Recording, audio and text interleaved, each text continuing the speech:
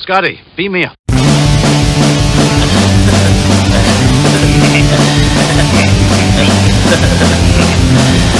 Oh. Smash.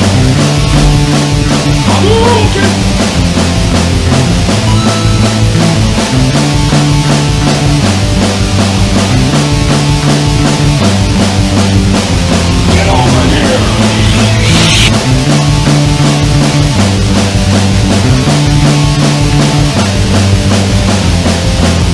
It is pointless to resist.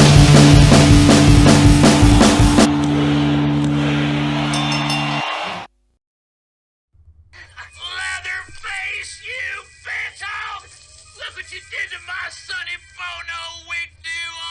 God damn, I can't believe A real gunner for a Texas chainsaw. Big fan of Nick Cage, bitch, I'll rip your face off. Bash you with a hammer till the flesh just hangs off. It'll be a massacre, killing in the name of running through the forest like a madman, looking like my last meal, smelling like a trash can. Oh damn, I'll put you to sleep in the sand, man. Feel the chains burning through your flesh like a bad tan. Get your hands up, move your feet. The Saw's family, and I think it's time you two should meet. Bold maneuver, running from the bone remover, headed off so soon. Let me direct you like Toby Hooper. Special case with the leather face, set the plates. How much more meat could a motherfucker generate? Break your legs till they separate, make you pray for a better place. Scaring the shit out of them or leave them with a better taste. Raise them hell like I'm Satan, shake 'em. We don't skip a generation. Enter into my slaughterhouse and I roll upon you like Franklin. Ha! Tired of taking orders, I don't want, I'm aiming slaughter. I think Grandpa would be proud of me. I changed the face of horror.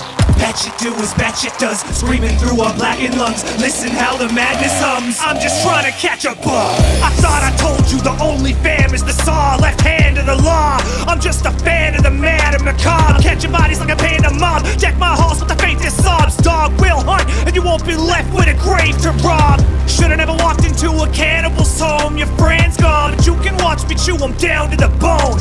Vicious bastard cooking with the master's book. I guess it's kinda ironic that it didn't have a hook. But I know you didn't just come here to hang around. Got half a mind to take you down. Just looks so good gagged and bound. And I gotta get the meeting. God, you must be freezing. We eating whatever we don't, I leave you swinging from the ceiling. While Dennis Hopper hopping through the house just like a kangaroo, hollering like a baby do. Fuck, he almost made it too. Oh well, bonus body, you know there's gotta be a casualty. It all just comes so naturally. Guess it runs in the family. Run on blood like Pumpkinhead. Still no use in pumping lead. You ain't never gonna get away, cause my fucking leg! God damn it!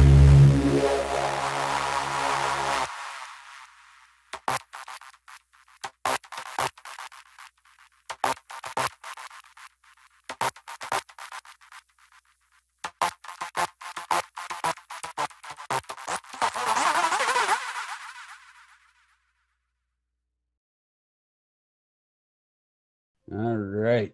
Welcome to the Punk Rock Geek Den. We've got Poltergeist OD from Edmonton, Alberta, Canada. What's up, buddy?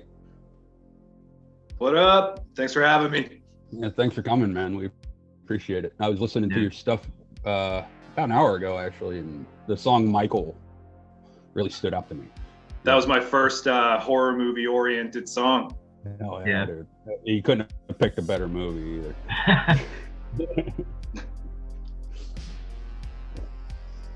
So, what inspired you? Obviously, you love horror, but what inspired you to rap specifically about that? Honestly, it's a pretty lame story, man. I was just drinking with my buddies, and they were all into rap, and I was mostly like a metalhead. I grew up playing guitar and shit, so yeah, man. One night I was just drunk, and they were like, "Spit a freestyle," and they said it was dope. So I was like, you know what? I'm gonna give this a try, and I just kept doing it. And yeah, eventually the horror movie stuff just kind of like worked its way into my lyrics anyway, just being such a fan, and now it's like what I focus on mainly. Absolutely. Yeah. Yeah, sure. And you're doing a bang up job, dude. I'm not one for hip hop myself, but what you do is Thanks, man. Yeah, you. It's funny, like a lot of my fans don't listen to rap. They're like, "You're really the only rapper I listen to," and that feels good. Yeah, because like I get horrorcore, but I don't get horrorcore, and you are like something a little bit different. You know what I mean? You're like real true to the horror aspect of it. Well, the one that I heard that I really liked, and it was more the lyrics and just the way you skipped. And I figured out what movie it was. I wasn't even looking at my Spotify, and I don't remember the last name right now because it's just evading me. But you said the Sydney character from the Scream movie, and I'm like, boom! And the way it hit me, it was so awesome. Yeah, that's what I mean. Like it's something totally different from what like you would think horrorcore is. Fuck you, Uh-oh. Sydney Prescott. That's the one. Yep. We are glitching, but we are still getting it. That's so good. Yeah, I mean, like I do listen to a lot of horrorcore rap just for like influence. Like Brother Lynch Hung is one of my favorite rappers. But yeah, nobody in the rap community is really doing what I'm doing. Like there's the Merkins. Those guys are like more like silly, dress up and play the character type thing. I remember the Merkins. Those guys are killing it. I think they're hilarious. Yeah. Yep. They're fucking great. And there's like Ice Nine Kill, like metalcore version of me. Oh yeah. Yeah. They're really good too. I've been trying to get them on the show. Yeah. That would be great. Those guys are awesome. Yeah. Yeah. I'm trying to get a hold of Spencer and you keep ducking me. Spencer! I know you're watching. Spence! Spuddy! I know Matt So has Matt, like a million questions. Well, I do, because I live in Alberta too, and I find it remarkable that there's a scene here at all. I mean, I here I am stereotyping the place I'm from, because I've never ever heard of a rap scene in well, that's not true. I had a friend that was a rapper when I was in my teens, but outside of that, I thought that was just like something his parents said because he went to jail. Like I didn't think that was a real thing. I guess the question I have is like, where do you find the best audience in Alberta? Or most receptive, I guess, not best. Well, I mean, like, obviously, like, Edmonton, just because it's the city I live in. So, like, you know, I built my own base here, my own fan base here. I got all my buddies who come out to the shows. They always support and help out. But Calgary's got a decent scene. I know Red Deer's got a decent scene. There's good rappers all over Alberta. I don't know. Maybe we just haven't had like that breakout artist yet. Like I know Kansas City's on the map now because Tech 9 just reps that place. You know, like that's his thing, right? We need some guy going, you know, Edmonton, Alberta. We need that representation, but I just don't think we've had that big time artist yet. Like Doom Squad and Brothers Grimm and those guys are doing really well for themselves. So maybe that'll be it. Yeah. Right, of course. I'd never even thought of it, but it's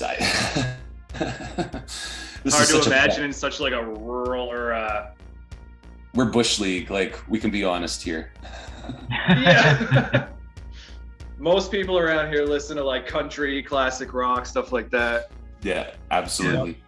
I hear you there. Central PA is chock full of that shit. Yep. So is Eastern PA. We're full. PA. It's just PA. I love PA for the Bloodhound Gang. You guys gave us that, and I thank you for that. That's a fair point. Yep. It is pretty redeeming. They were solid. The Bloodhound Gang, like, they weren't as influential to me as far as music goes as they probably should have been, being that they're from Pennsylvania and they joke about Pennsylvania just like I do. Like, I like them, but like they were never really up there for me. I don't know. It's just I love them now. Like I can listen to them a lot more now than I could back in the day. Yeah. I got into them like pretty late in their career. I think like like I mean they put out the Bad Touch and like goes big hits, which were like great. But my buddies listened to them like 2 years ago and showed me some of their like lesser known songs, and I was like, "Fuck, this guy can actually rap." Yeah. Absolutely. And it was quite the oddity for that kind of music because they came out when I was graduating or just before I graduated, and it was so that kind of music didn't get airplay up here at all. Yeah. And then it was a whole line dance, and that's a thing here. If you can make a line dance out of a song, it's for real. It's gonna be famous forever. Yep. Nowadays, it's a TikTok dance. We've been over that. I get caught doing it all the time. Yes, he does. It's fucking horror. I'm horrible. I don't even do it. Like, I'm old and white. Are you kidding me? That's the shtick. There you go. Yeah, old white guy dance. That's what you need to do, Matt. If you want to get Punk Rock Geek down attention on TikTok, you start doing old white guy dances. Oh. Go all the way. Take it way too far. Self-immolate first. Never. But no, so we're talking about like origin stories, and we got your music story, but what about like what attracted you to horror? Because like I could talk all day about that kind of stuff. Like, where did that passion start? My dad, he showed me it when I was like 6 years old, but he kind of like coaxed me through it, like explaining it's just a Right. Yeah. movie. It's just make. oh, Up, here's how they did this, here's how they did that, and I was just fascinated. So I just like or mini series, I guess. yeah, Yeah. I call it a movie. Yeah. I've only ever watched it as a movie. So Some people get angry over it's a mini series. they'll get over it. Yeah. Well, and it doesn't matter, but that was the best part of those shows, or whatever, miniseries, movies, whatever's. That Stephen King serial type thing, nothing beats that at all. That's brilliant. Yeah. I Like, love even Rose enjoy Red. it. Yeah, I was just about to say Rose Red is an awesome take. Like, I love that. It's so sick. Yeah. And the pizza guy stole it. Yeah. Damn.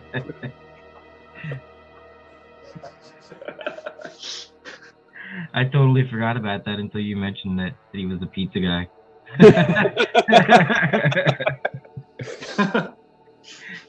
It's funny. A buddy of ours named Stephen King was on the show a couple months back, and that was one of our Stephen King jokes the entire fucking way through the episode. It was great.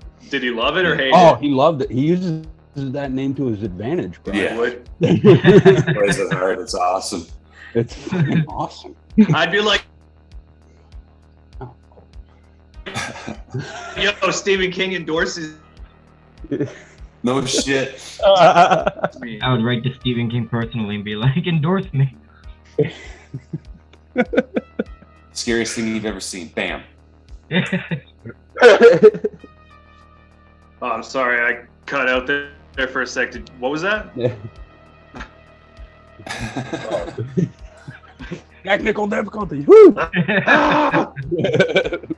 Now we we were gonna get this that Stephen King to say Stephen that it was King the scariest thing ever, and get him to endorse that, and then everyone will think it's the right one, but it's criminally genius. Amazing. I still say Marketing? Yeah. Yeah, exactly. It's smart marketing. Oh, yeah, just write the name and then in brackets, not that one. That's it. The What other I one. did for the episode. Our special guest, Stephen King. Not that one. So outside of Stephen King, do you have any go-to horror flicks? I like the horror comedies. I like the ridiculous, stupid, over-the-top B movies. Like one of my favorite movies is called Dude Bro Party Massacre 3. There's no first two.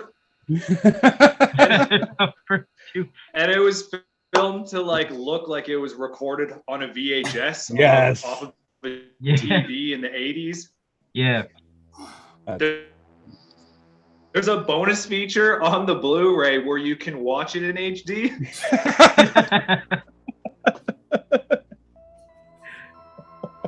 Sounds like the WNUF Halloween special. That thing is like, Oh, it's like an 80s newscast, and they put commercials and everything in it, but the commercials are like so off the wall. It's funny. I love that style. I love that movie. I kind of like found footage stuff. Not all of it, but I'm pretty big into it. I dig found footage. I really like the Poughkeepsie tapes. That was a fucking terrifying movie. Yeah, it was. yeah, for sure. Blair Witch. The Blair Witch. Yeah. Ooh, Like, that was one I didn't appreciate till like way later. exactly. Yeah. It freaked me the fuck out when I first saw it because I was 10. But Yeah. I was like, after a while, I was like, kind of dumb, watched it too many times, whatever. 15 years later, I watched it again, and I'm like, okay, now I can appreciate this movie. Because it's set 90, like, it was filmed in 95, you know, these people, you haven't heard from the people in the movie since it came out. Yeah. Aside from when it came out. It was marketed really well. It was. really Perfect. was. It was. It absolutely was. And it freaked a lot of people out because they were making public appearances on red carpets and shit Yeah. before the movie came out. Well, aren't you supposed to be dead? What are you doing here? It's a movie. I think my favorite. It's one of those ones that'll only get you the first time. Yeah. Yeah. After the first time, everything's all the gimmicks are dead. Yeah. Yep. There is a series I've watched all the time, like the Hell House series. It's awesome. They're not even so much the third one, but the first two are so awesomely done because like you said, you see it once and it's over, you're done, you like expect everything. That movie kind of makes it different because like it affects you each time like something happens. All three of them, like it turns into a weird story like beyond found footage, but they're still an awesome series. I would suggest them. The Hell House series? Yeah. Yeah. I'll write that down, actually. I might check that out. Yeah, it's actually called Hell House LLC, and they're all free on Tubi. Yep. Okay. Awesome. I love Tubi. Tubi has Dude Bro Party Massacre 3. Does it? Oh, sweet. Oh, man. All right. I know what we're watching. I love Tubi. Yes. I recommend that Best movie. Ow. I feel like 4 times a day. Tubi is like the gift that keeps giving. Everything's free and everything's great and everything's beautiful and you have cartoons and everything. Yeah, man. Fuck. Yeah. Childhood on screen. Yeah. But, Craig, you might have seen this movie, but I want to bring it up while we're here. Behind the Mask, The Rise of Leslie Vernon. That movie.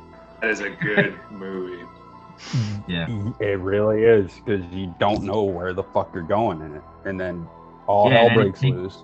Yeah, it takes such a wild turn too. Like you really aren't expecting it. You kind of see it, but you aren't expecting what happens at all. No, not at all. Matt, you need to see this movie. What's it called? Behind the Mask, The Rise of Leslie Vernon. It's set in a universe where Michael Myers, Jason, and Freddy are all real. Yeah. Yeah. It's really good and a lot of gore. Yeah. A lot of bloodshed. Nice. Good story, too. Which is important. Insanely unique. One of the most different movies I've ever seen. Yeah. Exactly. Yeah. Like they took It's an like a weird idea. combo. Yeah, because they took an idea that everybody does, but they made it so different. Like who would expect like a documentary about a serial killer? Yeah. Just following And one that around, works so well with so many good twists. Yeah, exactly. Like it was really well done. Yep, exactly. It's a movie, like you're meant to be watching a movie, but it's shot like a documentary. So it feels absolutely fucking real. Like at the beginning, you're like, wait, what? Huh? And then you realize, oh, okay, it's just a movie. You're freaking out. And then he starts talking about Freddy Krueger and Michael Myers. Yep. And then you see Robert Englund in the movie, and you're like, wait, this is still a movie. Okay. Yeah. It's kind of confusing, but it's really fucking good. It's hard to explain. Yeah. Yeah. Exactly. Just sit and watch it, Matt. You'll know. You'll get it. Now, I always bring this up when we're talking horror, specifically B horror. I like to bring it up. Black Sheep. Anybody? Yeah. Besides Craig? I own it. Oh, finally! Finally! Oh, you want to fuck that movie? Right there's one. Yeah. Speaking of fucked up movies, we all know what my favorite is at this point. Yep. His head right there on your shelf. Yeah. Yep. It's right there, Right too. there it is. Oh, tight. Oh, Yeah. Art the Clown. Terrifier. How is he, by the way? Is he just like, was he in character or anything? Yeah, he was in character, and then he came out for signing, too, and he's like the most down-to-earth, like the nicest guy ever. He really is. He seems like he would be. I just met Lachlan Monroe from like Scary Movie, Dead Man on Campus, and he was one of the most chill guys I've ever met, celebrity or not. Nice. Yeah. Yeah, that's how he was, because he was like an hour late coming in, and he was like, oh, dude, I had to eat and everything, and he came in, and like, he was just pushing people out, and like, his line went so quick because he was like, I'm so fucked. He was like, this is my premiere role, and like, that's the reaction to the guy. It amazes me more about it. Mm-hmm. Because, you know, he's done like underground like web series and stuff, but that was like his breaking film. Yeah. You've actually been chatting back and forth with him for quite a while now. Yeah, I have. Yeah. He's coming eventually. Eventually. We'll get him on here. Yeah. It's busy. It's con season. But Yeah, he is exactly. coming eventually. Can't fault the guy. So. Yep. I've found that with those conventions that all of those people are really awesome. I have yet to go to a convention and see someone that's genuinely a pain in the ass. Yeah. For a fan. Yeah. No, everyone I've met has been like beyond nice. Like, Yep. you wouldn't expect them to even like want to be that nice. You know what I mean? Like, you would think it's forced, but it's not. They're just down to earth people. Especially after doing the con circuit for so long and meeting so many people every day, day in, day out, probably the same questions every day, you know, the same comments. And to just even understand that everybody is here for you is just, that's above and beyond in itself, because you don't have to be. You don't even have to be there signing shit. No, Yeah, exactly. They don't have to be there at all.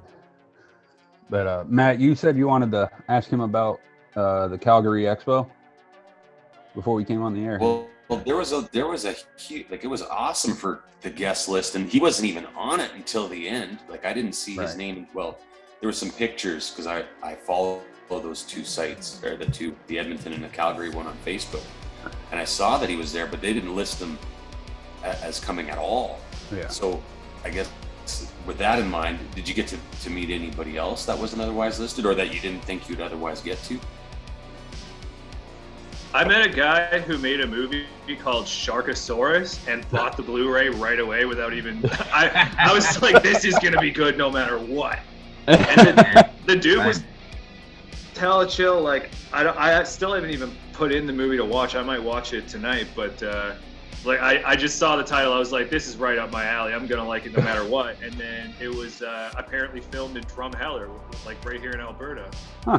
Oh, that's Yeah, awesome. he signed my Blu-ray right on the spot. Such a chill guy. Sure. Like, I can't wait to see how bad this movie is. It's awesome. Oh man, yeah, I'm the same way. Like, the campier the better, because they take horror too seriously these days. Everything's like reality based anymore, and you gotta go really underground to find movies like that anymore, like the camp stuff. You would think it's more well known, but no, it kind of like died off. And it's its own little society now. Everybody loves possessions now. Yeah. Yeah, or like my neighbor's trying to kill me in my sleep, and stuff like that.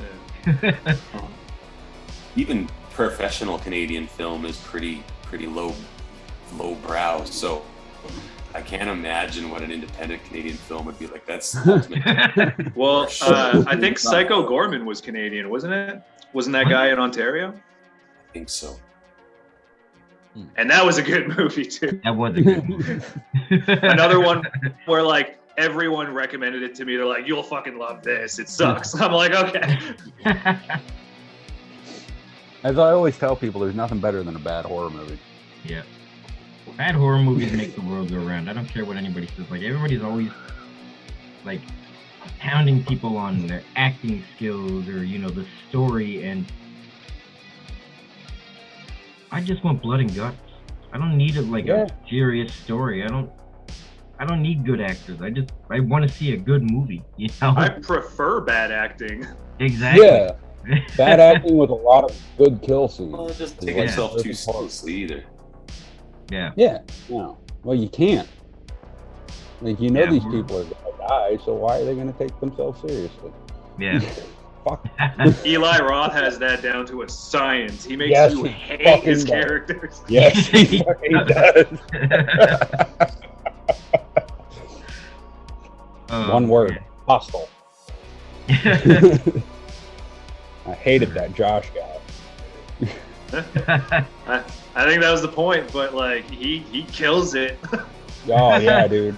Eli Roth, he nails his movies. Yeah. I don't have a bad thing to say about his movies. Yeah. Like Green Inferno, especially because he took Cannibal Holocaust and made it his own. Yeah. And it was like almost as good. Yeah. I mean, like Cannibal Holocaust has this huge cult status, so you can never really reach that with anything modern. I don't think now. Yeah. I mean, maybe, who knows? I can't predict the future, but yeah, man.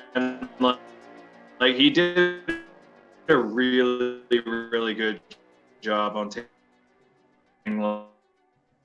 that. And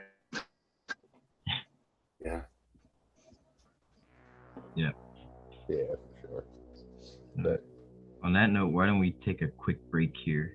We'll come back and go on to the next thing.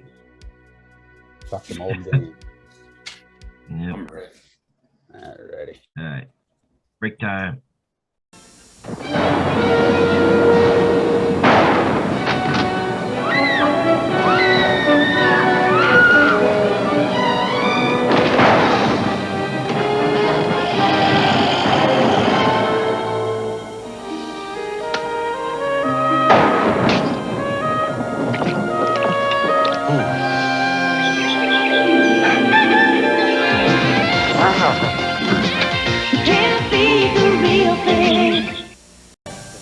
I think you'll like this house. Isn't this supposed to be haunted? Haunted? What an absurd idea. So, I mean, what would a ghost be doing here? Haunted. David. No other diet soft drink delivers the real cola taste of 1 calorie Diet Coke. The real one. It's lifting more and more spirits every day. Just for the taste of it. The move is on to Diet Coke. Diet Coke. All right, and we're back. Matt, you got our little format there, and you told us console video gaming. And specifically, we can start with both the best and worst appearance of Donkey Kong. Yikes! We just throw you right in the fire here. We do not. I love Donkey Kong, dude. I don't know how to do this. Great, you ruined it. Donkey Kong's amazing. I agree totally. Dude, I am straight up ready to buy a Switch just to play that Tropical Freeze game.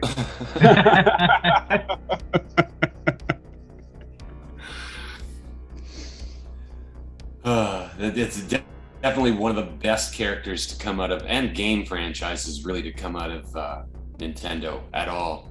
And to break off a Mario like that. Yeah. And then to screw over the company that created it. That's kind of the Donkey Kong thing to happen.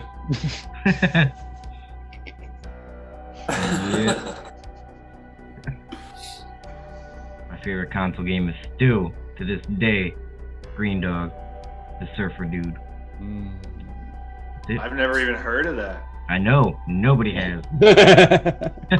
Green Dog. Yeah, it was like this little platform game, and it was just like a surfer guy jumping over like fish and skating his way around, and you had to like jump over little signs and stuff. But it was a really awesome game. I hold it to the same level as Krusty's Funland. I like the name. Oh wait, that's that Simpsons game, right? Yeah, where he's stuck in the funhouse. Yeah. I never ever got to play that on console. It was only ever an arcade game. Oh. I mean, when I played it, you're pumping quarters into it. Still, you're not doing the fancy RFID cards. Yeah, I remember the quarter machines. Those are my harkening back to my childhood. Hopefully, a good place.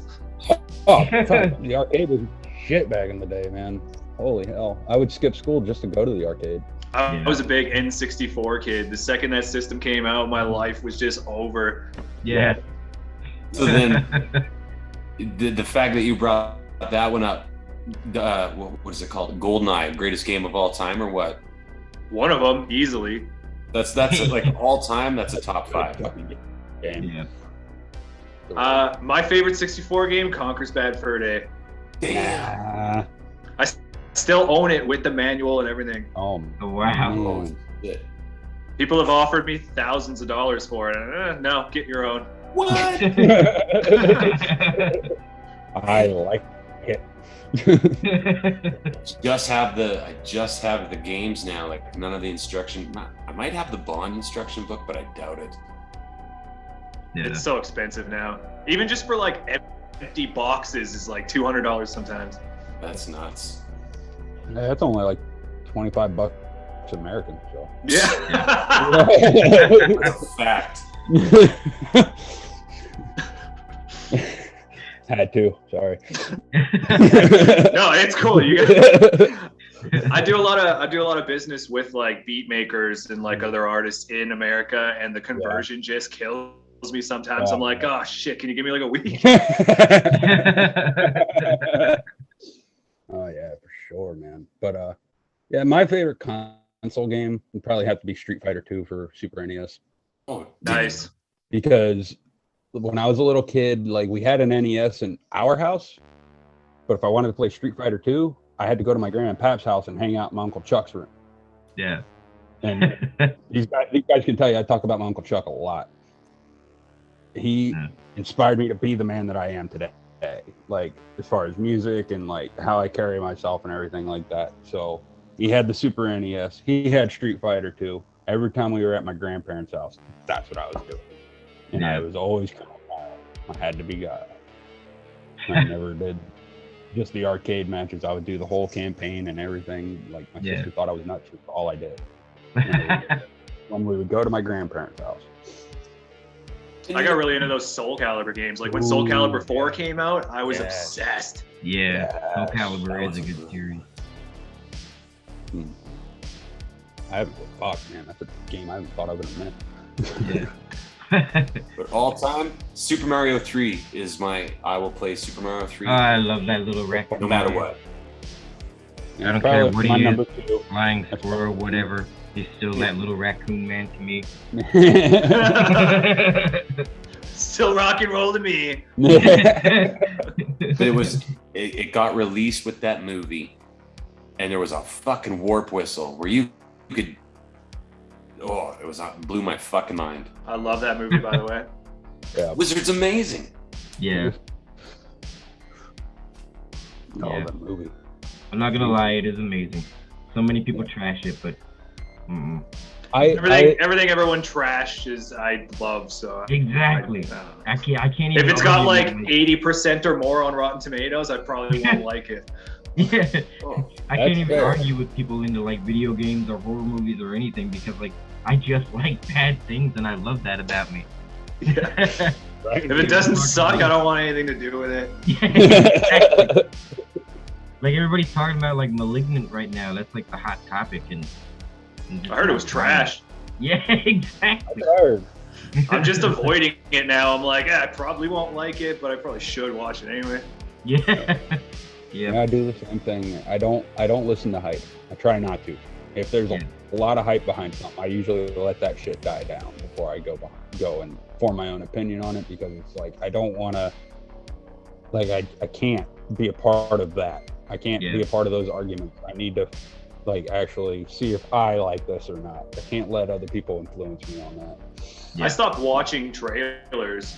Yeah, they just they give you like the entire movie in trailers now, and I just don't even want to watch it anymore. I'm like, oh well. People keep asking me if I've seen the new Batman trailer, and I'm like, no. Yeah, same with the new VHS trailer. I've had like 16 people message that trailer to me, and I'm like, no, I don't want to watch it. Nope. Yeah. Totally. Yeah, you're absolutely right. There's the quickest way to wreck something. Or they put something in the trailer that doesn't even show up. Yeah. Yeah. That's always amazing. And it's always an amazing fucking part too. Yeah. And you're like, oh, I can't wait till that scene. That's got to be an epic fucking scene. Yeah, we cut that 26 minutes off. What? Exactly. It's like, okay, well then you can go fuck yourself. It would be a hilarious troll to make a trailer for something that's completely different from the movie. Like it's a whole different movie that they advertise. You go see it and it's like, shit, it's a rom-com. The preview for a baseball movie and it's in like outer space. Yeah. Hey, I'm down. Baseball and Spaceball. There. Oh, that's nice. Yeah. Can't call it Spaceballs. Space Wars. Wait a second. You don't want to be starting no Space Wars.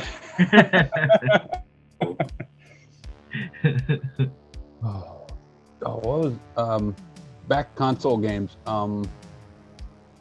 Anybody remember a game called Driver for PlayStation? Absolutely. I don't. I played Driver 3 like very, very briefly. Okay. Yeah. Driver 2 was the game that introduced me, because PlayStation 2 had just come out and my buddy was like, here, have my PlayStation, because he didn't need it anymore. And I was like, sick. Gee, thanks. Obsolete technology. Woo! I still have it. But I still okay. But anyway, he gave me a copy of the game Driver to go with it because it wasn't compatible with the PS2. So I was like, and he's like, but there's one big problem. And I go, what? And he goes, you can't get out of the car. And I was like, well, why are you giving it to me? That was the best part of Driver 2, was you could get out of the car and beat the shit out of people. Because that was like a precursor to Grand Theft Auto.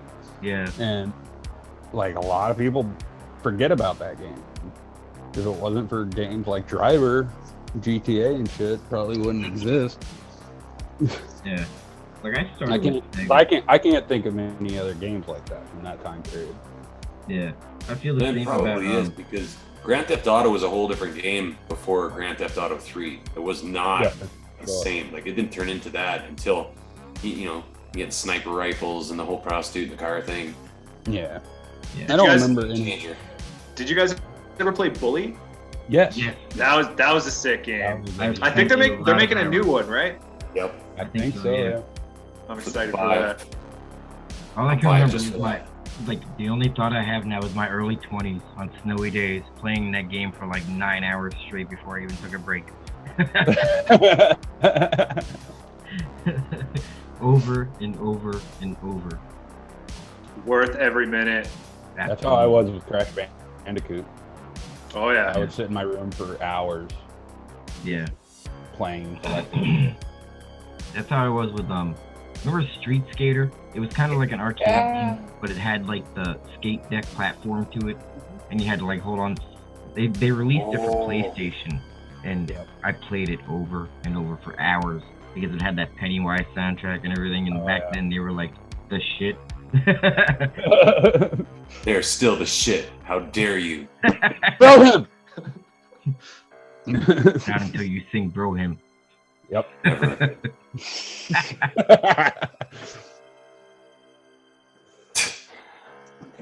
I think about the longest I've ever played a game is, and I'm still playing it now, is Skyrim. Oh my God. That game will eat your life. It is amazing. That's how I felt about Red Dead Redemption. It's just yeehaw Skyrim. Yeah. Yeah. Pretty much. Yeah.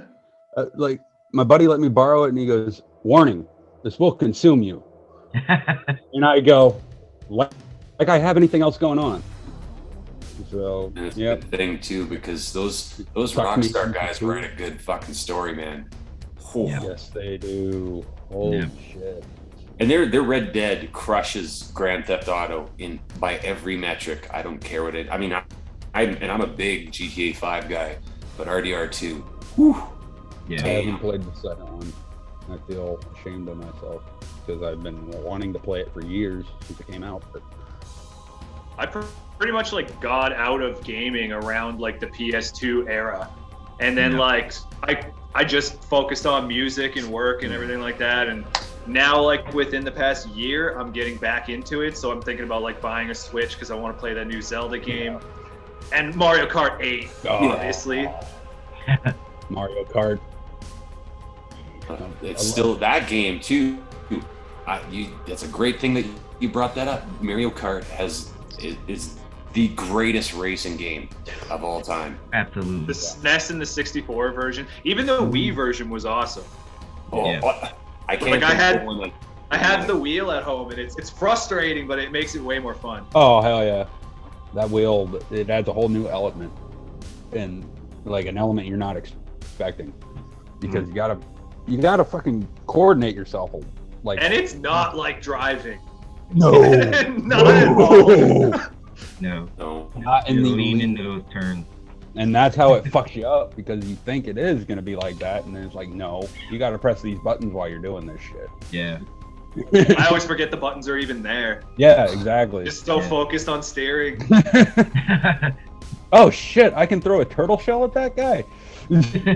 Oh shit, I have a turtle shell? Those were the GameCube days for me, like playing Mario Kart and all the Mario parties. I love Mario Party. I'm not even gonna lie. Oh yeah. Oh man, I almost spent like $300 on a copy of Mario Party 2 for N64 in the box and everything at that Calgary Expo. Oh. I had to talk myf out of it because I was like, I'm gonna do it. No, I got bills. I guess I need a house. Roof over the head. Yeah. Super expensive video game. Yeah, Mario Party 2, which I could probably just play for free online anyway. On point. Yeah. Yeah. You get yourself a good emulator, you can play anything these days. I've been playing Phantasy Star for Sega on my phone lately. Yeah. It's just like, it was like the first RPG to really use like sci-fi instead of like medieval type shit. Yeah. But yeah, it's got a heinously good storyline, man. Like it's you get enveloped in it. It's like one of those Final Fantasy games where just the story takes over the game and you just want to get to the next cutscene almost. Right. Yeah. It's like that's how Kingdom Hearts was for me. Yeah. And that's the one thing you miss. Like right now, it's either MMO or open world. Yeah. And you kind of miss that linear facet of RPGs, the old Final Fantasy 7 and 8 and 9. Yeah. Where they were so incredible because it was all story driven. Yeah.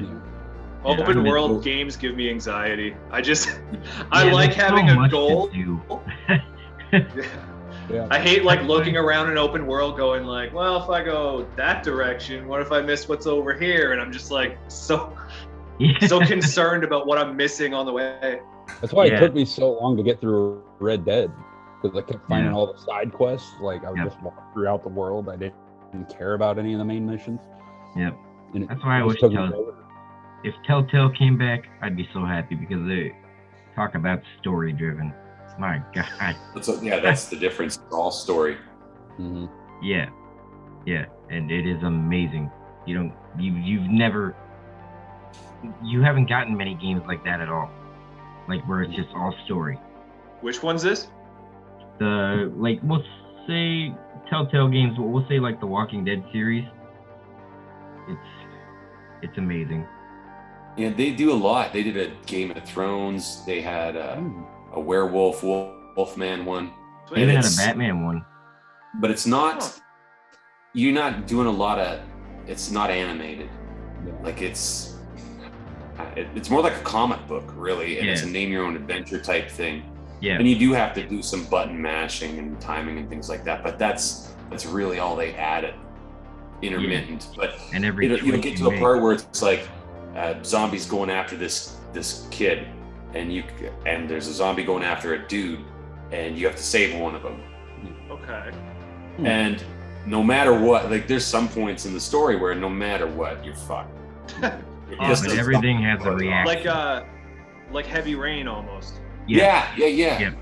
That was an awesome. I wish maybe I'll even Google like similar games.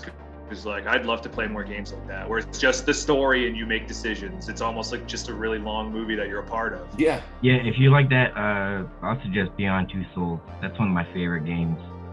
Which one? Sorry, what was that? Beyond Two Souls. I'm writing all these suggestions. It had Ellen Page in it. She played a character in it, but it's really story driven. It's kind of like The Last of Us. Oh, Sweet. Last of Us. This was a really good game. Yeah, I love The Last of Us. Played it one time and I was like, okay. Video games aren't all shit these days. Yeah, but that's I recently started replaying that Evil Dead Regeneration game for PS2. Oh man, that's a sick game.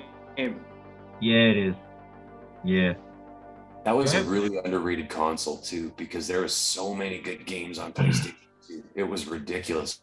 And that was the first one that you could connect to the internet. Yep. Yeah. Man. Jeez. Take me back. Yeah.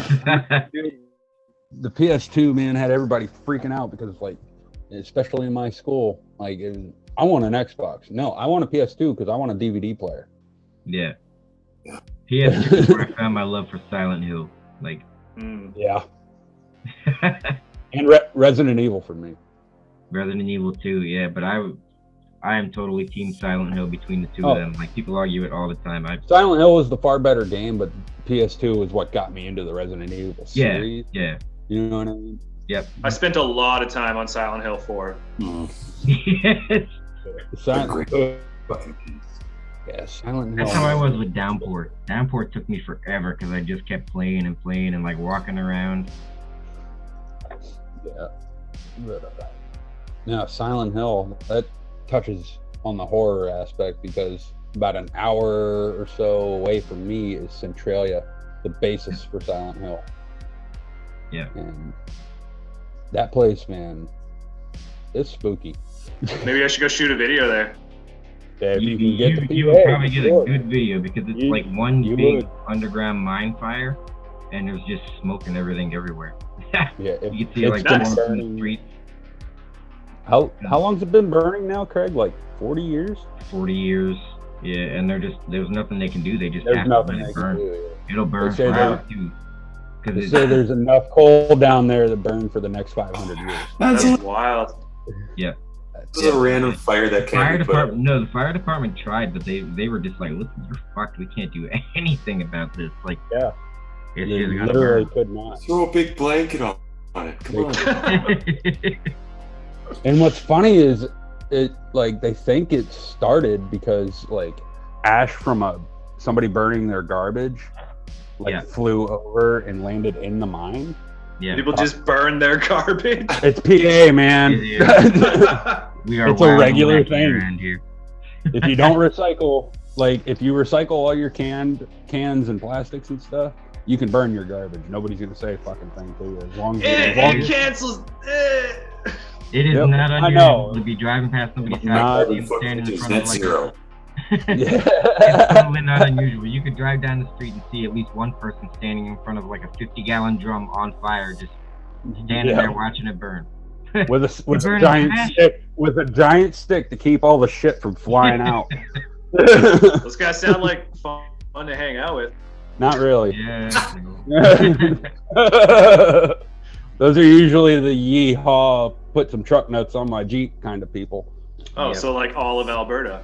Yeah, all of PA. Here it's Dodge Ram. Ah, yeah. With those plastic balls on the back of them. Yeah. I don't know. Yeah. Around here, it's either Jeep or Toyota. Yeah. And I'm like, okay, first of all, you're supposed to be a redneck, so why are you driving a Toyota? Yeah. Buy American. Buys a Japanese car. Stupid people. Yeah. But yeah, burning trash is quite the common thing in the state. So I can totally believe that's how the Centralia fire started. Yeah. And it makes perfect sense if you think about Just it. a random coal mine starts on fire. That's no big deal. So do like surrounding areas have lots of problems with their air quality? and No, stuff? no, because it's the Centralia was the mining town. Like that's where the entrances to the mines and everything were. So I guess like the shafts and everything weren't as close to the surface as in their other towns, like surrounding. So they just completely evacuated the city of Centralia, bought all the property, and started demolishing everything. They just said, fuck it. Yeah, Well, there's basically, nothing they can kind of do moved with the the town. fires. Just Alt F4. Yeah. Pretty much. Like I there's think it still a few people that live there. Yeah, I think there's like 1 or 2 houses left. That'd be a creepy ass town. Dude, it's spooky as shit. If you can Yeah, 'cause get there's into the nothing town. there, but like you could tell everybody just packed up and left. It's like it really is a ghost town. Like car doors are still open when you walk around, and it looks like everybody just packed their shit and said, "Let's go." And is there a day-to-day risk of being incinerated? No, it's not that bad. You just, It wasn't Spontaneously combust the second you hit their soil. Yeah. What happens to foreigners? I don't get it. you just got to be careful where you step, like, because the cracks in the road and everything. If you step there, like, if you see steam coming up out of a crack, don't step there because you're gonna fall through.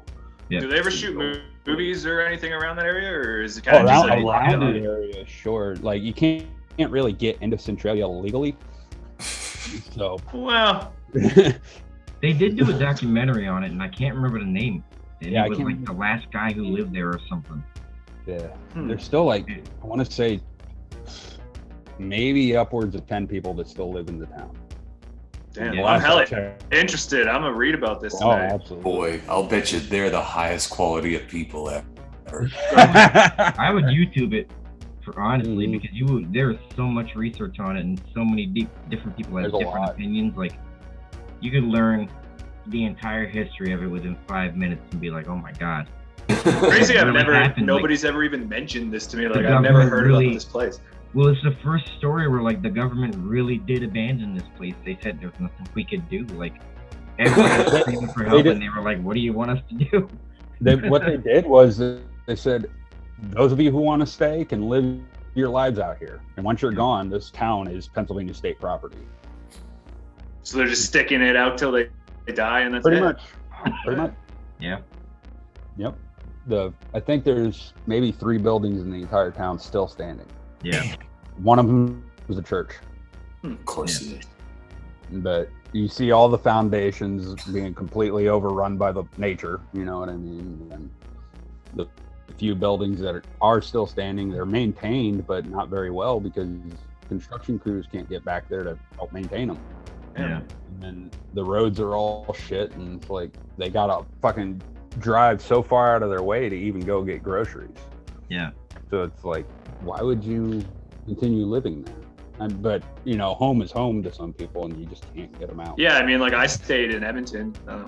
Yeah, I keep coming back to Pennsylvania. I get it. I've left the state 3 times. Keep coming back. Yeah, I've been all around this country, and I came back. Yeah, the story of Centralia is definitely something to look into. I will. I'm very interested. There's a fuckload of documentaries about it. There's like documentaries comparing Centralia to Silent Hill. Like, Yeah. Oh my god, so good. So all you can do like, is it's we got cool. cheated out of the last game. Can't Yeah. believe that. Can't believe we got cheated out of the last game of the series. Like, he was supposed to make it, damn it. Yep. Fucker. But yeah, that's, man, we went on to history there. Yeah. That was awesome. We went from video games to like a history. I just wanted to touch on Centralia. I didn't want I just figured it, out of all the places on the planet for there to be random fires out of the earth, I would put this province at the top. But you lost. Fort Mac? Right? I mean, the whole city started on fire and then it did it again. Like, what? Yeah. And then let's flood the place. Woohoo! I used to work up there, and yeah, man, like we would just be flying over and you couldn't see anything. It was just smoke. And we're like, okay, well, I guess I'll wear a mask out. They don't care. The big companies, they're just like, get in there, get it done. I was working up there, not the one where they evacuated the whole town, but it was like 3 years before that, and there was fires all around Albion and CNRL and all that. And they're like, yeah, so you're gonna wanna go home. Oh yeah, what is that? Oh, there's fire everywhere. And since you didn't fly here, you should just go right now. Go, leave everything where it is and go. And we went and we turned on the highway south, and it's the same. You take the highway straight to Edmonton, from up there. And you could see the fire. It was hopping the highway and everything. It was the craziest thing I'd ever seen. Yeah, it's not like that in Centralia. Yeah, no. You guys mind if I take 5 here? No, we're about to cut to a break anyway. Yep, you go ahead and cut to a break. We'll be right back. At Universal Studios for this Easter, there's a whole lot of new stuff to do. Come on, hurry up! Kids can play in the Screen Test Comedy Theater and talk to the kid car from Knight Rider. Who's your friend? Kids can even play the new A-Team game. Look, there's a clue. So come to Universal Studios for this Easter. How'd you do, Frank? It's okay, everybody wins a prize. Okay, Harry, grab the bud, and I think we're out of here. Right. I want to drink your bud. Hi, I'm Harry. So am I. Well, there you are. You are not going to believe this. This Halloween, replenish your Bud supply. Pick up Budweiser, Bud Light, and Bud Dry. What's your bud type? Okay. All right. So you mentioned living in Alberta since you were 14, and there's like a secret code for fast food in Alberta. And I gotta ask you, have you ever been to a Burger Baron? I have. They're fucking amazing, aren't they? It's good. Oh, blasphemer. It's like drunk goods. Drunk good. Hey, man. I'll take that. That's like Fat Frank's good. It's when you're hammered, it's incredible. Here the big thing is donairs. Everybody's like, oh, I'm drunk, it's time to get a donair. Regret and a pita. Yeah, I agree. Well, there's like, that's when the word reputable really comes into play. You guys ain't ever had a regretted pita? Exactly.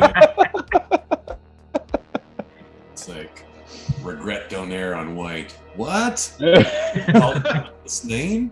And you bet it's still gonna be full at 2 a.m. Fucking A, it will, and it'll probably be the best one in Edmonton. Brilliant. Right by that crazy greasy hot dog stand. Ugh. Also the best hot dogs in town. I don't know why I'm sugar. But I do have to ask, where is the absolute craziest, this is sort of a segue for you, the craziest McDonald's you've ever found? Well, there's one in Calgary.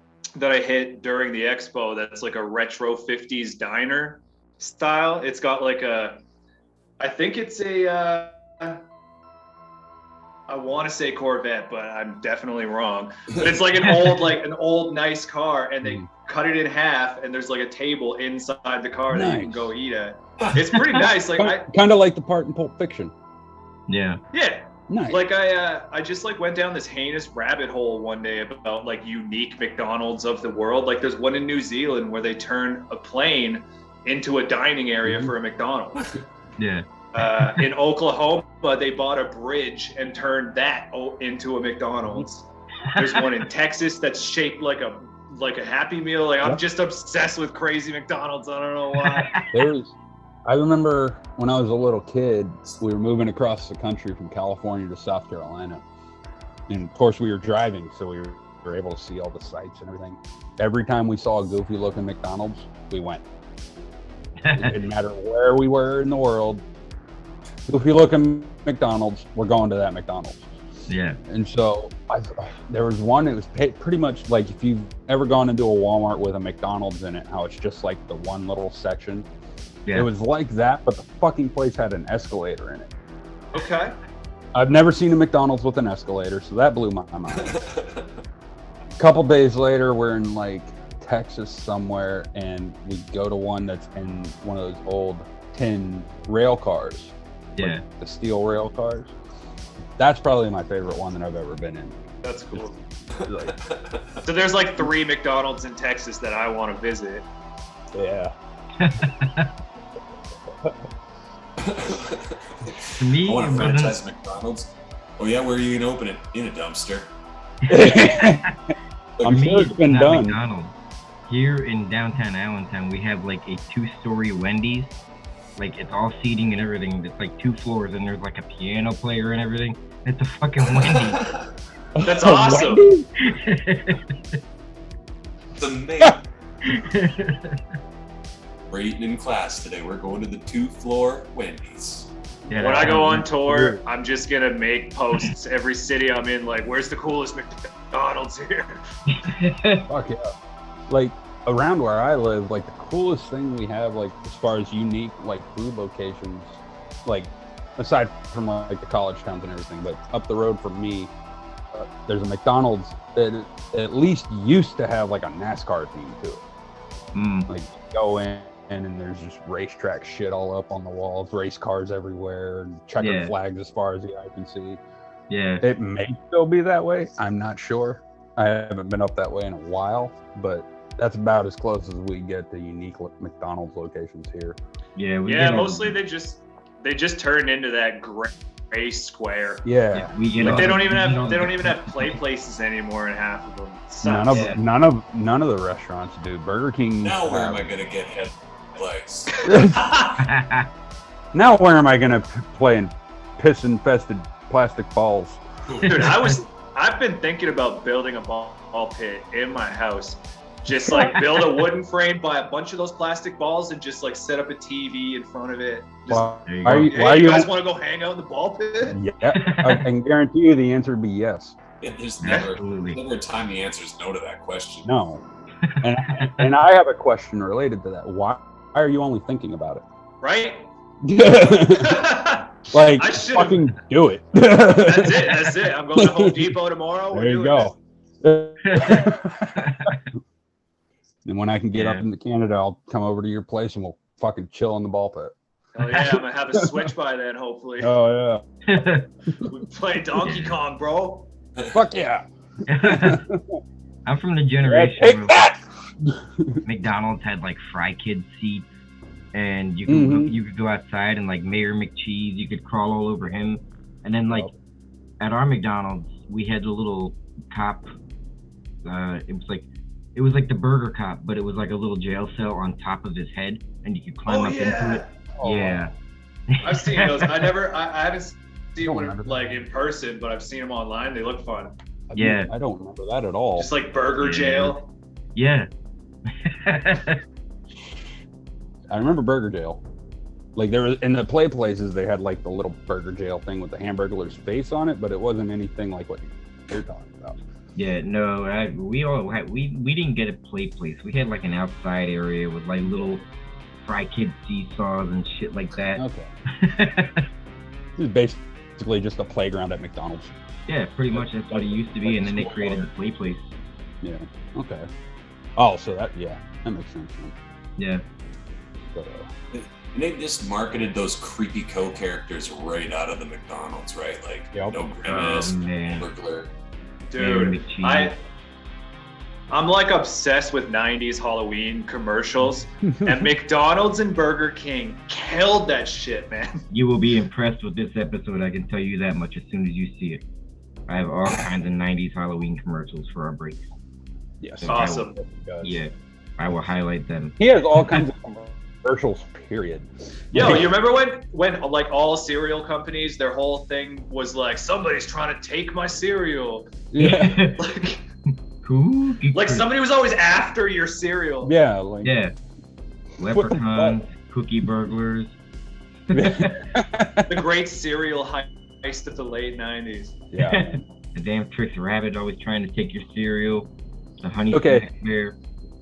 While we're on the subject of cereal, I got a bone to pick with. I can't remember who makes Cookie Crisp, but why did they change the fucking dog? Yeah. Yeah. Because the other one went to a farm upstate. No, you can't kill a cartoon dog. And then farm upstate, he's dead. Then Goofy should have been euthanized years ago. He retired. He's got his money. I remember done with Hollywood. The dog and the burglar. Oh yeah, the dog and the burglar. Holy God. Well, then you remember the Noid. Oh yeah, from Avoid the Domino's. Noid. Yep. But, I remember the toys from Burger King with the little kids. Can't remember what the Burger Kids King Club. kids. I can't Burger remember King what Kids they're Club. called. Yeah, Kids Club. Yep. Yeah. Like IQ and all those guys. Yep. They came out with troll dolls one year. Yeah. And my sister, that was the only time I ever saw her eating kids' meals because she insisted that my mom take her to Burger King as many times as she could just so she could get one of them.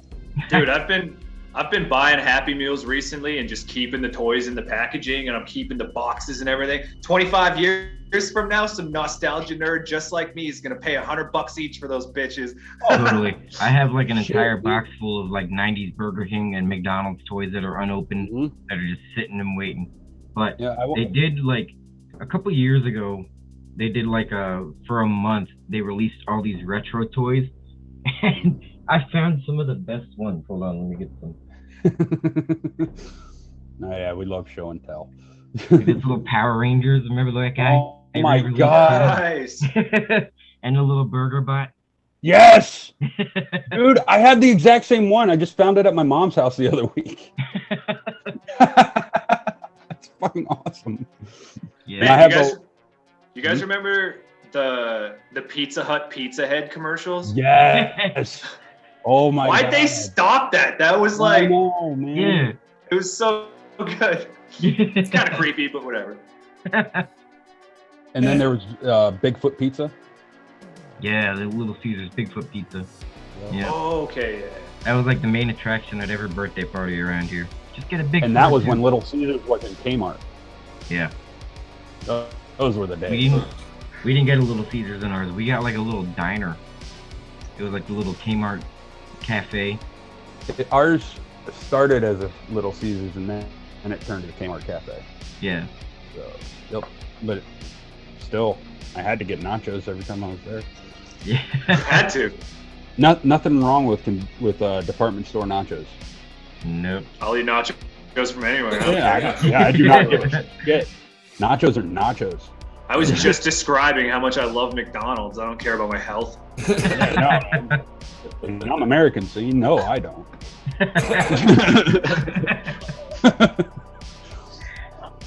Before you become a citizen, they take a test. They're like, "What do you like to eat?" And if you say anything other than a fast food chain, you're out. Yeah. Heresy. What's that? That's not very American.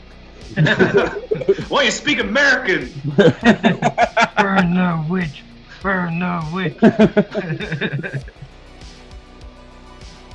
Oh man. I had one person ask me what language Canadians speak after talking to this person in English for like 15 minutes. I would have just like came up with my own language after that. Just like started splurting out stuff like. That would be the perfect time to know Klingon. Yeah, for fuck's sake. But that's when you just say, "No, we're all born with our own language." We just make it up as we go. Yeah. And only I can understand it. So, as far as you know, I could be talking it right now.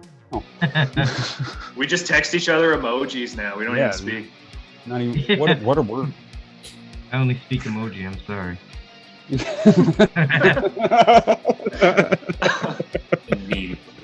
Memes and emojis. That's it. That's me. Fucking emoji. I'll share a meme all day. Yeah. I'm the same with GIFs. GIFs are my language, especially that damn black cat. Especially when you don't know what to say or like how to respond, just look up anything and fucking. Those Steve Brule ones are my favorite. Yeah. You're just looking. What the fuck? Where the hell dingus? Oh man. Yeah, my favorite ones are when I'm just like, I don't know how to respond to that. And so you just random ass gift. Doesn't matter what it is. Just happy. Just look up what. Yep. It's usually just people just. Yeah. And it works. Whatever situation. My favorite one in that particular situation, like when I just can't figure out what this person's talking about, is: have you ever seen the movie Good Burger? Oh, I love when it. Ed's just staring at the lady rattling off her order. That's my favorite one. When I have no idea what somebody's talking about, I just put that up, let them laugh. Because I don't even want an explanation. I love that they made the talking burgers a GIF. Yes. Yes. Fuck. That's one of the first movies I remember seeing in the theater. My first was the Power Rangers movie. Yeah, that was another Really? one. I can't remember. There were 3 movies that came out around the same time, and I saw them all in theater. I just can't remember which one I saw first. It was Good Burger, Power Rangers, and 101 Dalmatians. Yeah. I just don't remember which one I saw first, but it was definitely my top 3 that I remember seeing. First one I saw Land Before Time at the drive-in. Holy shit.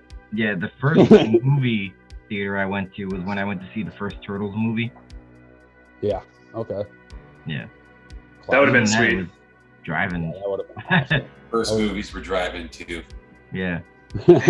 I've still yet to experience a drive-in, man. You and me both, man. I'm 33. I've never been to a drive-in. I want to do one of those ones where like they put you in a lake on a floaty and play Jaws. Yes. We have one around here that's still active, and they like every weekend in the summer they do like horror nights, like Friday and Saturday, and they did like a trauma night, and Lloyd Kaufman came and everything. It was insane. Yeah. Like yeah, they we have one about get regular guests and stuff. It's like a big deal. That's really cool. Yeah. But yeah, we have a drive-in about an hour or so up the road. I've just never been to it. Yeah. They play like, just the contemporary movies that are coming out, or like last year during COVID, they just did what a lot of theaters around here did, was playing old movies. Yeah. Just to like keep public domain stuff.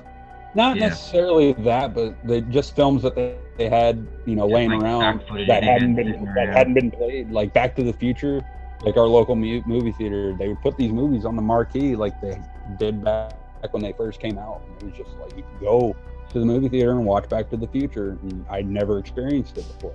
Cool. So it was a great fucking feeling. Like, yeah, the lockdown and everything really fucked the world up, but it gave people like me the opportunity to see movies in the theater that I wasn't alive to see in the theater.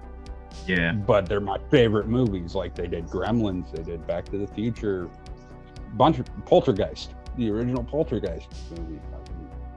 Yeah. So it was like, yeah, I'm seizing that opportunity because I'm never going to get this again. Yeah. You know, like, Yeah, I can mean, live like you can only buy a big enough TV. exactly. We have like one small town theater around here, but they don't do any of that fun stuff. Instead, they were like, you can exclusively see the new Danzig Western movie here. Nobody wants to see that. No, nobody wants to see that movie. Tell them to play Sharkosaurus and I'm in. I would totally watch Sharkosaurus, but I got conned into watching that Veronica movie Danzig made, and I'll never watch another movie he makes again. It was terrible. I still to this day. I like the review. You're stronger than me. I didn't even like. I have yet to watch Veronica, and I never will because I don't want to give Glenn Danzig the satisfaction. Yeah, it could have been so much better. But anyways, that's all we get is like the new spaghetti westerns from Danzig. It's like the big exclusive watch around here. Yeah. No. If you make a western right, I can get behind it. But crap, I think it's called Westwood. Westworld. Westworld. Westworld. Is it Westworld? No, I think I'm thinking of something else. But it's based on not a true story, but true people in and around Montana. Deadwood. Deadwood. Yeah. That's a great fucking show. I never finished it, but I did enjoy I it. never finished it either, but I thoroughly enjoyed what I saw. Yeah. And I'm not big on westerns. No, me neither. But it just hit all the right chords, and it had some really good actors in it. Yeah, for sure. It's that. I really liked Lawless with Hardy and LaBeouf. Yeah. I didn't watch that either. Although that's not really a western. I'm an idiot. Yeah, I mean, it's got it's kind of got the old traditional feel to it, kind of. Yeah, like I can't think of really like any traditional western movie that I can't even name one really. Closest thing I get is like Young Guns. Yeah.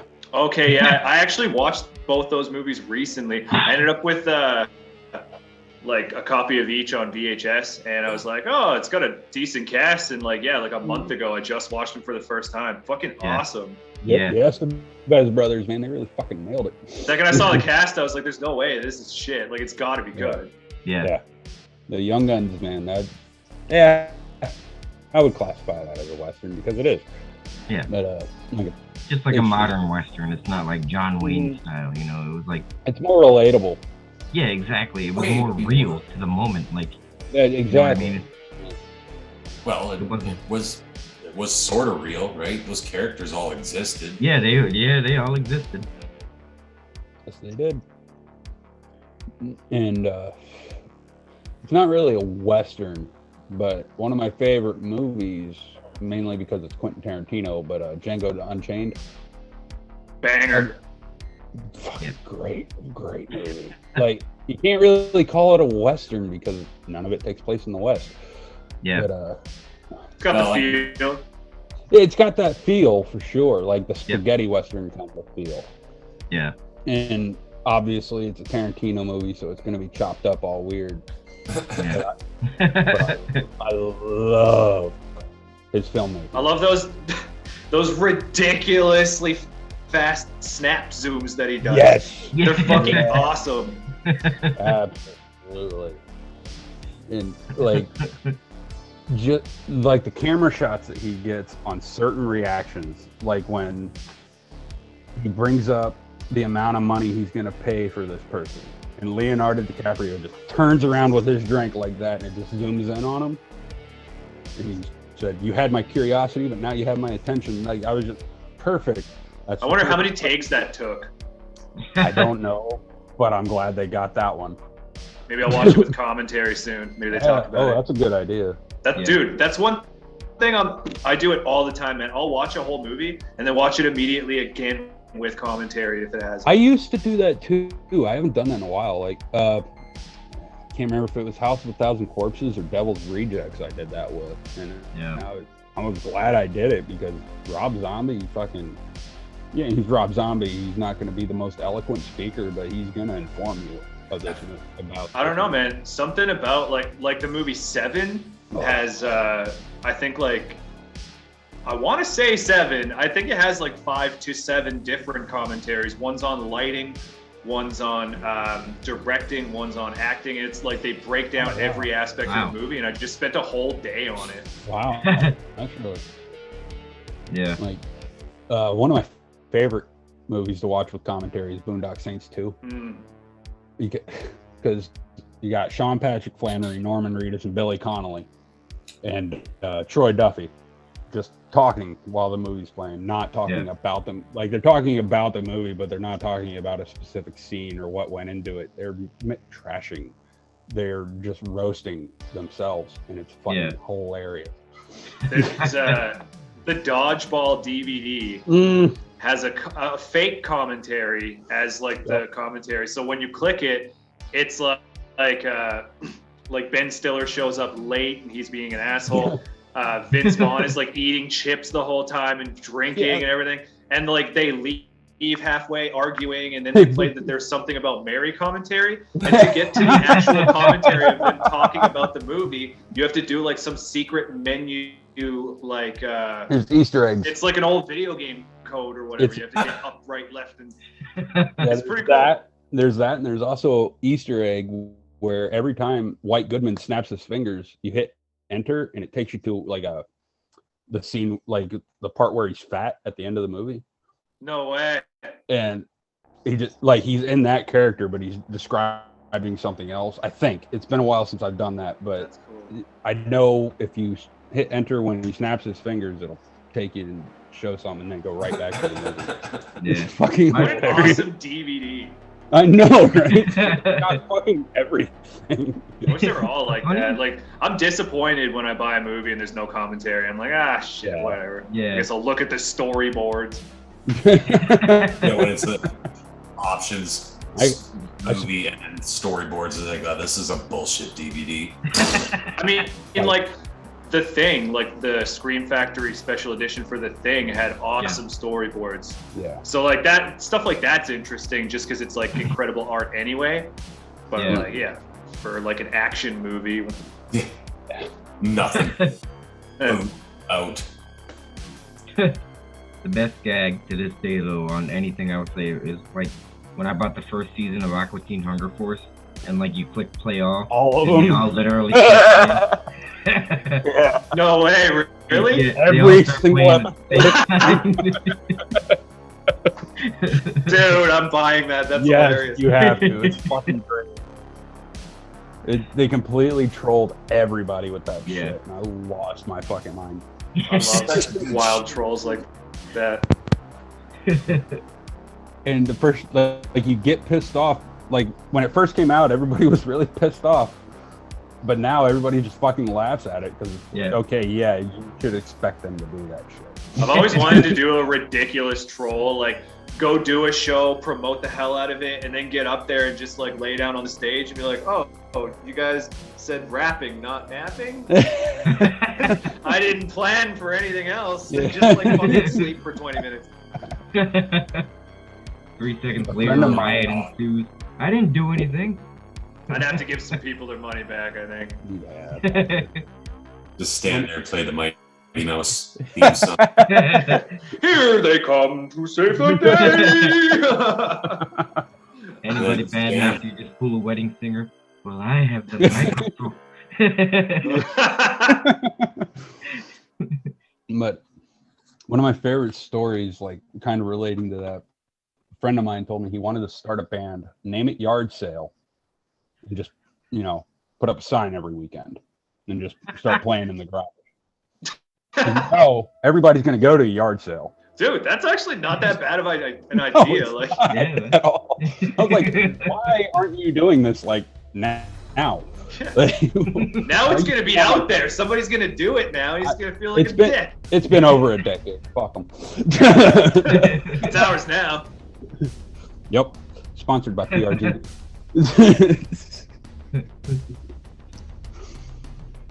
Yeah. Oh, man. This has been fun. Yeah. Yeah, man. Talking about music, talking about food, talking about video games. I'm glad My you came on. people. This has been one of my favorite episodes because of the humor. Hell yeah. I can't wait to see it clipped together with old Halloween commercials. Oh, you're gonna love it. That's what we do, dude. The first episode we did with commercials, I immediately turned into a 6-year-old.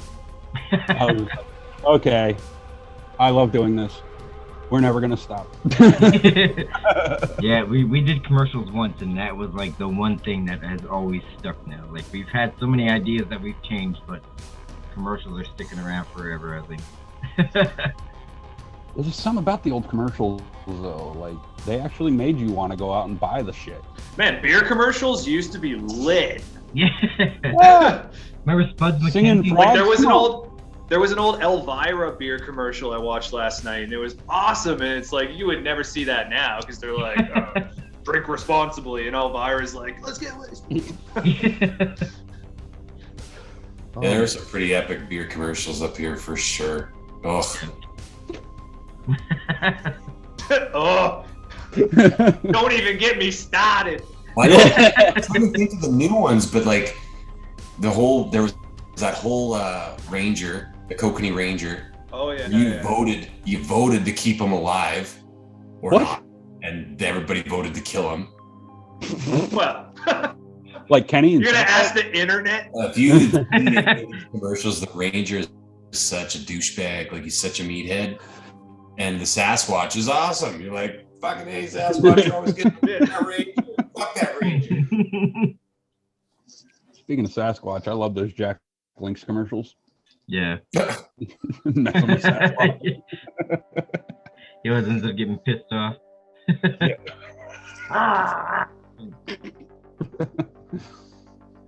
Reminds me of Saturday Night Live in Bear City. It used to be one of my favorite segments. Oh man, yeah. Man, I recently got back into Saturday Night Live, and I'm doing like the old, like Norm Macdonald, Chris Farley era, David Spade, those guys. Rest in peace, Norm. Oh man, I took Norm's death hard. I was I think we all did. 25 years following this dude's career, and he's one of my favorite comedians ever. And like Trevor Moore from Whitest Kids You Know, he just died, and he's another one of my favorites. And it's like two at once. I was like, no, what's happening to comedy? Yeah. When Norm passed away, I was like, wait. No. But I was just like staring at my phone, like, this can't be a real. It's got to be a troll, right? And then you find out he went the Alan Rickman, David Bowie route. You know, he didn't tell anybody about his diagnosis. 9 years, not even his friends. The dude was sick as hell playing Colonel Sanders. Mm-hmm. Yeah. So, Norm Macdonald, thank you. Like, fuck, man. And he had a prolific YouTube show himself. It was brilliant. Yep. Like in the vein of Tom Green, brilliant. You know, they grew up together. They were like friends in high school. Yeah. Wow. Yeah. The same part of Ontario. And you can tell they're both fucking batshit crazy too. I'm a huge Tom Green fan. People hate him, but I think it's love hilarious. Tom. I love Tom Green. Fucking love Tom Green. Yeah. Yo, I still bump the Bum Bum song at parties. Like, people are like, put on some rap. I'm like, yeah, okay, I got you. I got you. Well, where does that of dumb towns where they have this ridiculous thing that attracts people? Like there's the biggest pierogi and the biggest sausage and the biggest wagon wheel and pick. But St. Paul does not have the biggest anything. St. Paul has a UFO landing pad. I shit you not. I'm actually planning a trip to go there as soon as possible because I really want to check that place out. You should, but prepare to be underwhelmed at the same time. I heard that as well, and I heard the hotels in the area suck. But like, whatever, I don't care. Well, it's a gorgeous part of the province. All that aside, St. Paul's a gorgeous town. All the rocks that are underneath that pad were donated from every province. Yeah. I was just like, oh, that's kind of an interesting thing. For some reason, I just like became obsessed with the fact that we have a UFO landing pad that I can drive to. But the point of this story was Tom Green went to St. Paul at like 3:00 in the morning, and he dressed up like a meathead, but he was like covered in tin foil and he had all this shit. I remember seeing that. He had a fucking ghetto blaster. Yeah. He stood on the mayor's lawn. The mayor of St. Paul's lawn, and acted like an alien. It was fucking amazing. Oh, you mentioned the Bum Bum song. I showed that, I believe it was to my stepson just recently, and he fucking lost his shit. And I was like, here's the best part. I was like, that video was #1 on MTV TRL for like 4 months. Oh yeah. It took Tom Green coming in and saying, take this video off the air, like on his own volition. Nobody asked him to fucking do that. He was like, no, other people who actually make music for a living need to be here, not me. He used to be in a hip hop group called Organized Rhyme. And he's actually a dope rapper. Like, check it out, man. I'll have to now. Organized Rhyme. All right.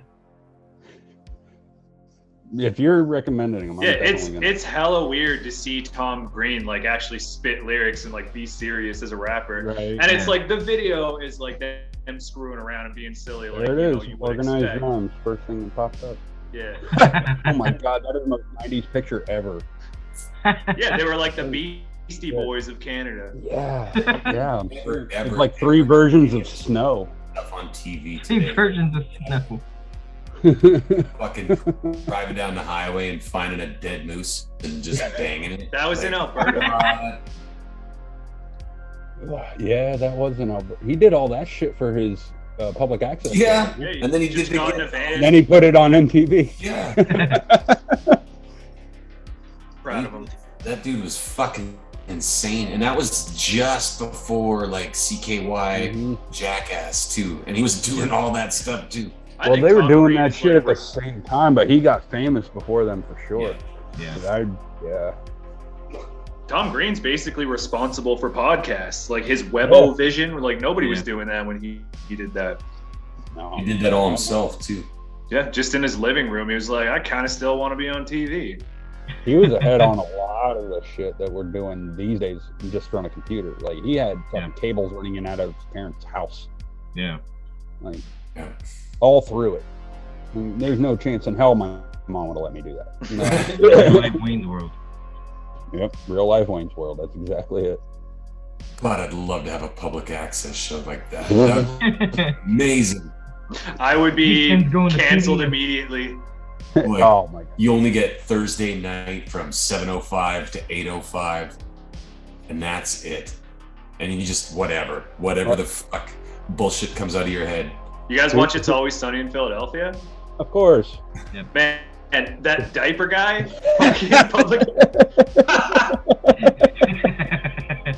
What time is it? Diaper time. So stupid. I love it. Oh my god. But to go back to what you said, though, you said you would get canceled immediately. Not on public access. That's the quote. Wayne's World, they can't cancel us.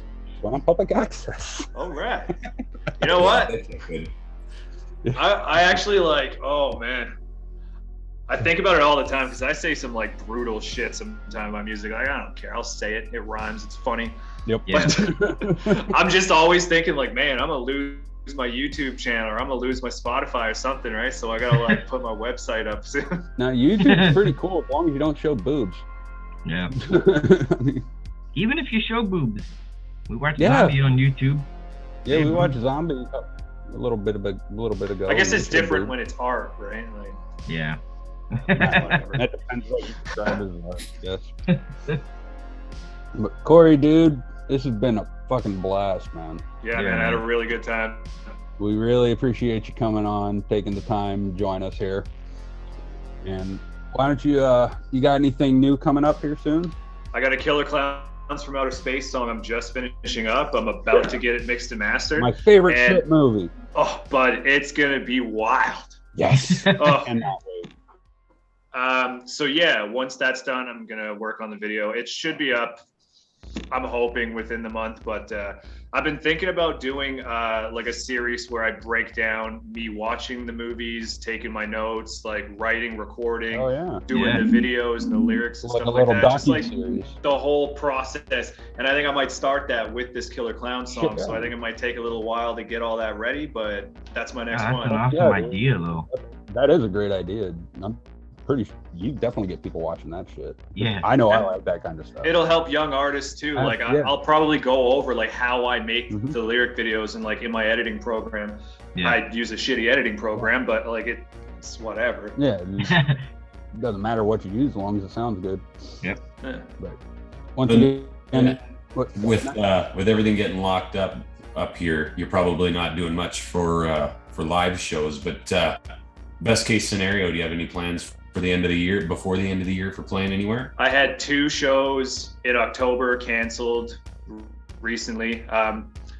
On the, let me check my schedule here. On the 26th, I will be doing a about an hour live streaming, just like it'll just be like me rapping in my room, basically like a stream concert or whatever. Oh, awesome. That'll be at 10 p.m. Eastern on the Quarantine page. Nice. Yeah, definitely. We'll definitely plug that for you, for sure. Share that around. But once again, man, thanks again for coming. We really appreciate it. It's so much fun. Covered a lot of ground. Yeah. Yeah, man. Yeah, we did cover. I had a really good time. You're welcome back anytime. Yep. Hit me up. Absolutely, man. We appreciate it. Thank you guys for supporting as well, man. I appreciate that a lot. Anything we can do to help our artists, man. Well, and we're local, so I'll keep my eyes open and come and see you. Hell yeah, man. Yeah. Pictures, like I said, like you totally changed my What view happens? of horror rap. Barely allowed out of the house right now. Yeah, no. We're grounded. Yeah. Like I'm poking you with a stick, and you're doing what I want you to do with horror rap. It's like, do something. I'll take suggestions too, man. Like I'm always like I wasn't gonna do sleepaway camp, but so many people asked for it, which is kind of weird. Yeah, man. Like a lot of people asked for it. And I was like, I guess I could. I have one suggestion for you right here. All right, I'll write it down. The movie that scarred me as a child and still affects me to this day was The People Under the Stairs. Ooh. That'd be a tough one to do. I'm gonna write it down and I'm gonna watch it and take some notes, but like, ooh, that sounds tough. I've always wanted to hear a song written about that movie. I have yet to hear it. All right, so I got you. My man. I still have trouble with a dimly lit basement because of that movie. I did another podcast about a month or 2 ago, and they want me to do a Chud song. Ooh. Oh, that's awesome. Yeah, so like, I already wrote both of them. I did 2 movies because I was like Chud, but Chud 2 is like a whole different monster. It's like, so Chud is like kind of more serious and rappy, whereas Chud 2 is more just like silly, stupid shit. So I don't know when the hell I'm gonna put that out. Maybe. Well, we'll be keeping an eye on that for sure. But again, awesome having you here, man. Can't wait to see what you got coming next. Surly, Mage, till next time. Thank you guys. Yeah, dude. Appreciate you, bro.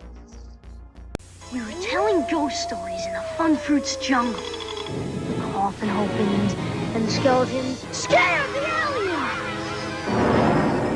Skeletons! And that's how we discovered Fun Fruit's spooky fruit with skulls, ghosts, and monsters. And Fun Fruit's space shapes with aliens, astronauts, and spaceships. Real fruit snacks from Sunkissed Fun Fruits. Give me 5.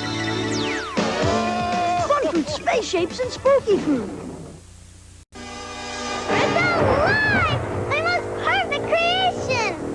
Gee, I'll have to do something about that face. Introducing Spooky Goop, horrifying monster makeup you make up at home. Spooky Goop's bubbling lizard lips, bat bones, and toad toes create a ghoulish goo that makes a monster out of you. Now that's a face no mother could love. Spooky Goop, spine-tingling makeup for Halloween or any unearthly occasion.